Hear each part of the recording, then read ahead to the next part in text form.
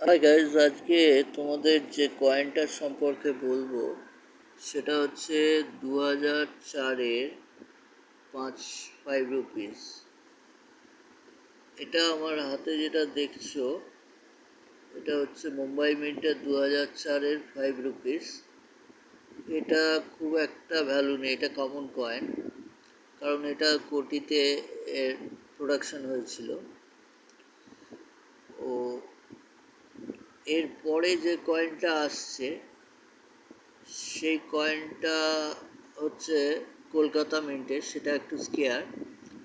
আর যেটা rare coin হচ্ছে এই এটা হচ্ছে গিয়ে হায়দ্রাবাদ মিন্টের। যদি তোমাদের কাছে 2004-এর 5 রুপিস হায়দ্রাবাদ মিন্টের থাকে, তাহলে সেটাকে যত্ন করে রেখে দিও, কারণ ওটা রেয়ার কয়েন, ওটা ভালো দাম পাবে।